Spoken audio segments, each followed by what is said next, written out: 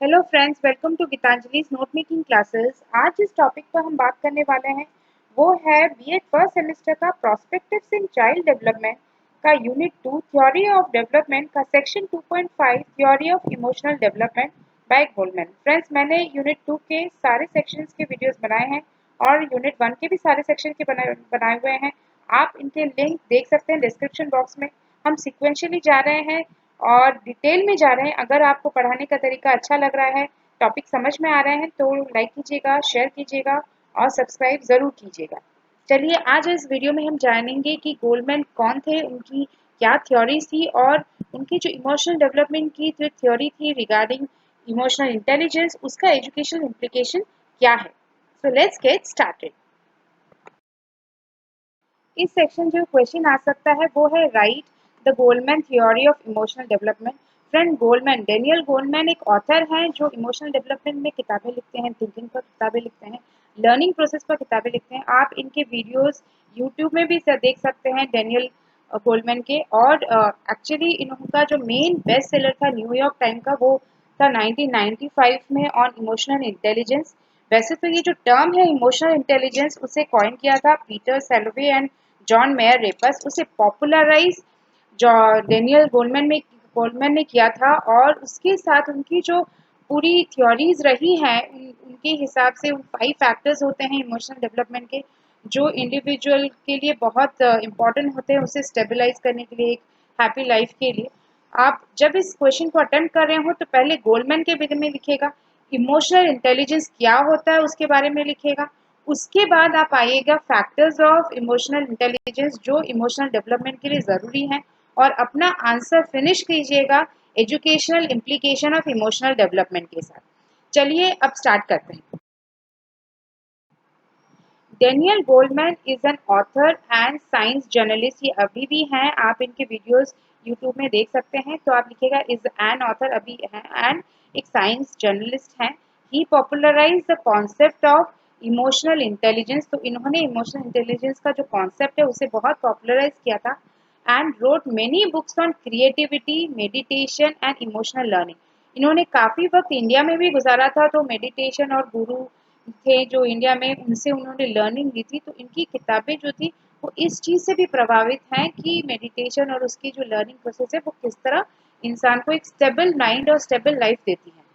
According to him, individual can use their emotions to think creatively and solve problems. तो इनका मानना था कि आप अपने इमोशंस को अगर सही तरीके से यूज करना चाहें तो वो बहुत क्रिएटिवली यूज किया जा सकता है और आपकी जो प्रॉब्लम्स लाइफ में चल रही हैं उसे आप आराम से सॉल्व भी कर सकते हैं अपने इमोशंस के द्वारा। He believes emotional intelligence is needed for success in life. तो उनका ये मानना था कि इमोशनल इंटेलिजेंस जो है वो एक सक्सेसफुल लाइफ के लिए बहुत ही ज़्यादा ज़रूरी चीज़ है। अब चलिए जानते हैं इमोशनल इंटेलिजेंस होता क्या है। Emotional intelligence, it is the capability of individuals to understand, evaluate, control their own emotions and of others। यानी अपने इमोशंस को समझना, उसे एनालाइज करना, उसे कंट्रोल करना, उसे इमोशनल इंटेलिजेंस कहा जाता है। उसके साथ अंडरस्टैंड करना, इवेल्यूट करना, कंट्रोल करना दूसरों के इमोशंस को भी उसे इमोशनल इंटेलिजेंस कहा जाता है। यानी आप अपने को समझ पाएँ, दूसरों को समझ पाएँ, अपने इमोशंस को जान सकते हैं, दूसरों के इमोशंस को जान सकते हैं, तो वो इमोशनल इंटेलिजेंस है। और ये करता क्या है? It helps in intellectual development of an individual. तो इंटेलेक्चुअल यानी सोचने की क्षमता डेवलप करता है एक इंडिविजुअल की। गोल्डमैन का जो मानना था, जो 5 की फैक्टर्स हैं वो हैं self awareness, self regulation, internal motivation, empathy, that means recognizing emotions of others, और फिफ्थ सोशल स्किल और हैंडलिंग रिलेशनशिप। आप ये फैक्टर्स जरूर लिखिएगा और इसे एक्सप्लेन कीजिएगा। फर्स्ट की फैक्टर है self awareness. Self awareness, it is the ability to recognise and understand personal feeling. यानी अपनी भावनाओं को और अपनी इच्छाओं को समझना, उसे कहा जाता है सेल्फ अवेयरनेस। उसके साथ अपने इमोशनल ड्राइव्स को भी समझना, यानी आपकी इंस्टिंक्ट क्या बोलती है, कौन सी चीज़ आपको दुख देती है, कौन सी चीज़ खुशी देती है, इस बात को समझना, उसे भी सेल्फ अवेयरनेस बोला जाता है। As well as their effect on others, यानी आपकी जो इमोशनल ड्राइव्स है, इमोशनल फीलिंग्स है, उसका जो इफेक्ट दूसरों पर क्या हो रहा है, उस चीज को अगर समझा जाता है, उसे भी हम सेल्फ अवेयरनेस के अंदर लेते हैं। एंड सबसे इम्पोर्टेंट बात इसमें है, and not put it of, यानी जो अपनी इमोशंस हैं उसे इग्नोर ना करना, उससे भी सेल्फ अवेयरनेस कहा जाता है। Self awareness include self confidence, realistic self assessment and sense of humour. ये जो इंक्लूड करता है सेल्फ अवेयरनेस, वो है सेल्फ कॉन्फिडेंस, आपका कॉन्फिडेंस, उसके साथ रियलिस्टिक सेल्फ असेसमेंट, यानी जो एक्चुअली प्रैक्टिकल है, प्रैक्टिकली आप अपने को कितना प्रॉपर एक्सेस कर पा रहे हैं, यानी कितना प्रॉपर जान पा रहे हैं कि आप किस चीज में अच्छे हैं, किस चीज में बुरे हैं, कौन सा आपका स्ट्रॉन्ग पॉइंट है, वो चीज एक्सेस करना। और उसके साथ सेंस ऑफ ह्यूमर, यानी थोड़ा हंसी मजाक करने की कैपेबिलिटी रखना, उस चीज को भी सेल्फ अवेयरनेस कहा जाता है। Self awareness needs to monitor one's feeling from moment to moment and correctly identify and name one's feeling। इसका मतलब यह है कि सेल्फ अवेयरनेस आप डेवलप कैसे करेंगे। सेल्फ अवेयरनेस डेवलप करने के लिए एक इंडिविजुअल को अपनी फीलिंग्स को टाइम टू टाइम मॉनिटर करना पड़ता है कि आज मुझे इस बात पर गुस्सा आया, क्यों गुस्सा आया, और इस बात में मुझे खुशी हुई, क्यों खुशी हुई, क्या ये चीज़ दूसरों को इफेक्ट डाल रही है कि नहीं। तो ये जो चीज़ है उसे इंडिविजुअल को टाइम टू टाइम मॉनिटर करना पड़ता है, और उसके साथ correctly identify and name one's feelings, यानी अगर आप अपने ही इमोशंस को लेकर कंफ्यूज हैं कि मुझे गुस्सा आ रहा है या जेलसी हो रही है, तो वो सेल्फ अवेयरनेस नहीं हो सकती। तो आपको अगर अपने को सेल्फ अवेयर करवाना है इमोशनली, तो टाइम टू टाइम ये जानना ज़रूरी है कि आपके इमोशंस क्या है और उसका ड्राइव क्या है, उसके साथ ये कैसा इमोशन है। सो नेम द इमोशंस, वो इम्पोर्टेंट होता है इसमें। इसका एग्जाम्पल आप लिखिएगा, इट इज इम्पोर्टेंट टू से I am feeling jealous even if it is uncomfortable. तो फ्रेंड्स ये इंपॉर्टेंट है, आपने समझ तो लिया, पर ये चीज को एक्सेप्ट करना कि हाँ मैंने गलती की है, मैं फील कर रहा हूँ जेलस या मुझे गुस्सा आ रहा है, ये चीज सेल्फ अवेयरनेस में जाता है। जितना भी ये चीज अनकंफर्टेबल हो, पर एक पर्सन जो इमोशनली इंटेलिजेंट है वही ये चीज कर पाता है, वो है सेल्फ अवेयरनेस, या अपने को कंप्लीटली रियलिस्टिकली सेल्फ एक्सेस करना। सेकेंड जो पॉइंट है वो है सेल्फ रेगुलेशन।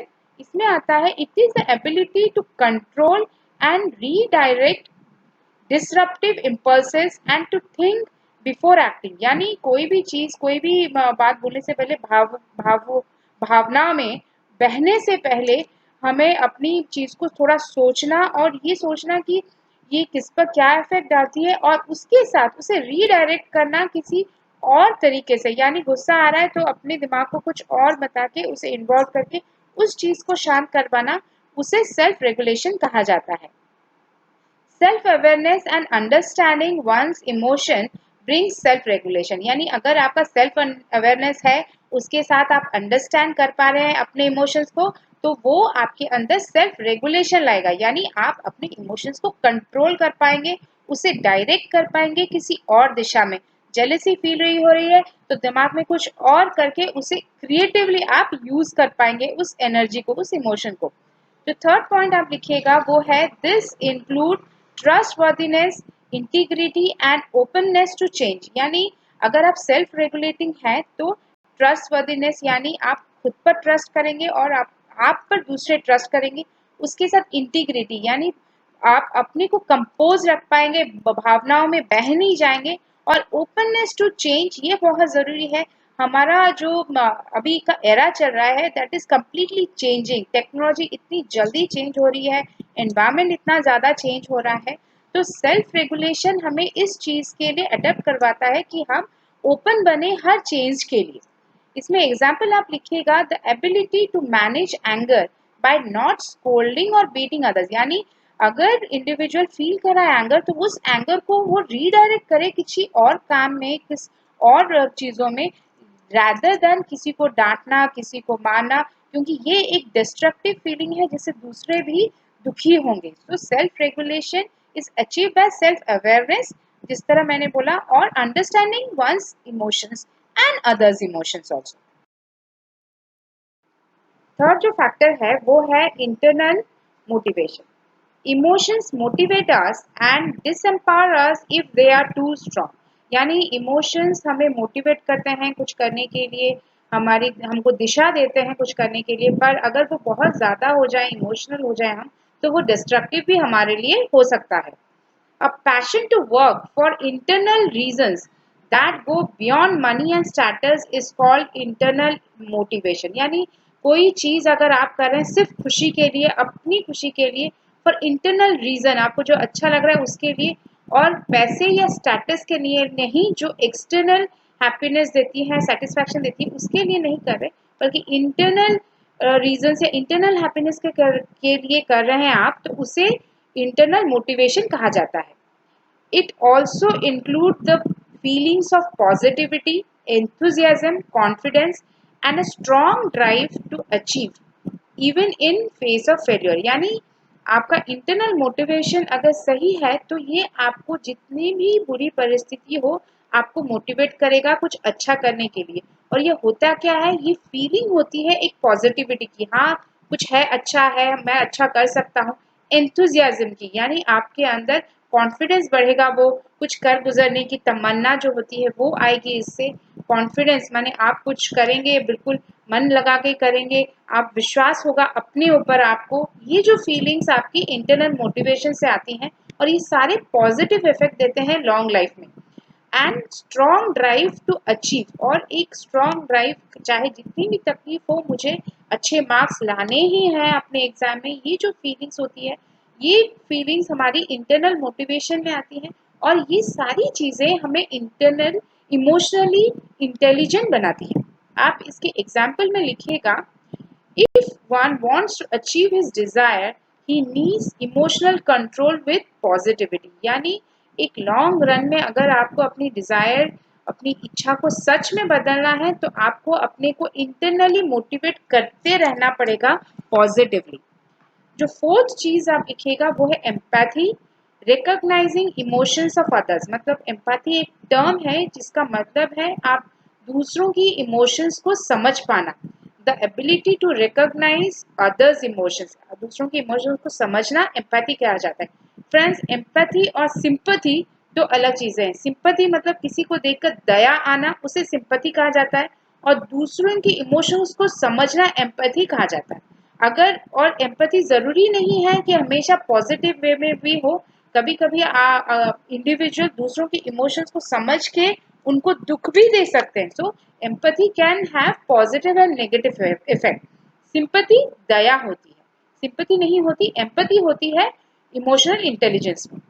जो सेकेंड पॉइंट लिखिएगा एम्पैथी में वो है a skill in treating people according to their emotional reactions. यानी दूसरों के इमोशंस रिएक्शन के साथ आप अपनी बातचीत और तरीके को बदल पाएंगे अगर आप में एम्पैथी हो तो।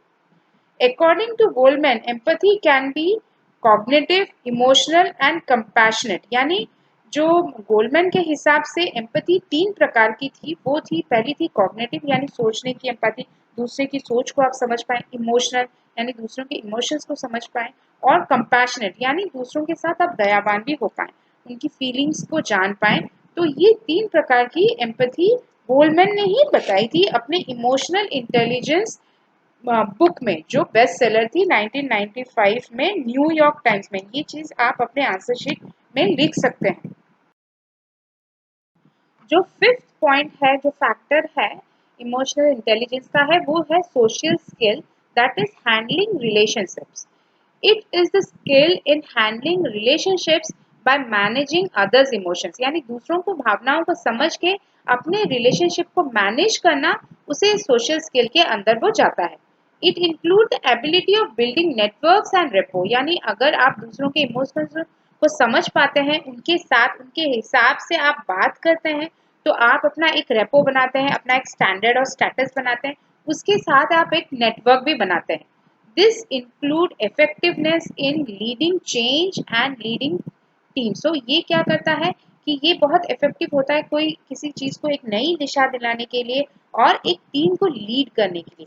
फ्रेंड्स, डैनियल गोलमैन ज्यादातर सेमिनार्स देते हैं on leadership, on cultivating emotions, better emotions, और उनका जो सेमिनार होता है वो मैनेजमेंट लोग सुनते हैं, एम्प्लॉयज सुनते हैं। तो ये उनकी जो बेसिक जो चीजें हैं इमोशनल डेवलपमेंट की, ये भी लोगों में लीडरशिप की भावना और एक पॉजिटिविटी की भावना डेवलप करवाती है। नेक्स्ट हम आएंगे educational implications of emotional development. एक टीचर के लिए एजुकेशनल इम्प्लीकेशन इमोशनल डेवलपमेंट को समझना बहुत ज़रूरी है। तो उसमें आप लिखिएगा फर्स्ट पॉइंट में, emotional training is needed for development of character in children, यानी बच्चों को आपको इमोशनली स्टेबल और पॉजिटिव बनाना पड़ेगा, उनके अंदर इमोशनल इंटेलिजेंस लानी पड़ेगी स्कूल में ही। और वो कैसे किया जा सकता है, कैन बी डन बाय को curricular activities creating healthy environment in school, यानी अगर बच्चे में इमोशनल स्टेबिलिटी है तो वो उसमें एक कैरेक्टर डेवलप करेगा, वो एक अच्छा इंडिविजुअल रिस्पॉन्सिबल इंडिविजुअल बनेगा फ्यूचर में जाकर। और उसके लिए स्कूल में को करिकुलर एक्टिविटीज होनी चाहिए और एक हेल्दी एनवायरनमेंट होना चाहिए जहाँ हर बच्चा अपने को एक्सप्रेस कर पाए अपने तरीके से। सेकेंड जो पॉइंट आप लिखिएगा, unnecessary frequent punishment should be avoided, यानी ये रूल आजकल भी आप देख सकते हैं कि punishments beatings are not allowed and prohibited in school. इसका कारण यही है कि क्योंकि अगर टीचर्स बच्चों को डांटेंगे मारेंगे तो उनका इमोशनल डेवलपमेंट सही नहीं हो पाता, जो फ्यूचर में वो एक ग्रोन अप मेच्योर इंडिविजुअल नहीं बन पाते। तो unnecessary frequent punishment should be avoided. जो थर्ड पॉइंट लिखिएगा वो है अपॉर्चुनिटी फॉर सेल्फ एक्सप्रेशन। तो स्कूल को और टीचर को बच्चे को अपने को एक्सप्रेस करने के लिए वो एनवायरनमेंट मिलनी चाहिए और टीचर को पेशेंट होना चाहिए कि वो बच्चों की बात सुने और वो किस तरह और किस बात पर एक्सप्रेस करें वो समझे।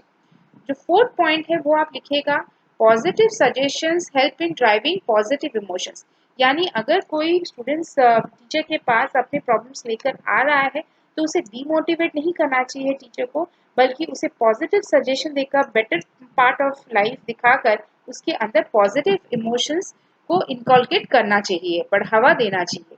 जो फिफ्थ पॉइंट आप लिखिएगा वो है occasional visit to child's house by teacher, यानी अगर एक्सट्रीम केसेस हो रही हैं, बच्चा बहुत ही इमोशनली अनस्टेबल है, तो टीचर को एक occasional visit to child's house भी करना चाहिए। और ये एक्चुअली अभी आप देख सकते हैं बहुत सारी जगह इसे बोला जा रहा है, इस तरह की अप्रोच है कि अगर बच्चा स्टूडेंट्स में ऐसी प्रॉब्लम्स दिख रही है तो टीचर ये अप्रोच लें और बच्चे के माता पिता के साथ बहुत ज़्यादा जुड़े, उनके घर के मेंबर्स के साथ जुड़े और ज़रूरत पड़े तो उनके घर को भी इन ओकेजनली कभी कभी जाके मिलें और देखें कि उसका सिचुएशन क्या है।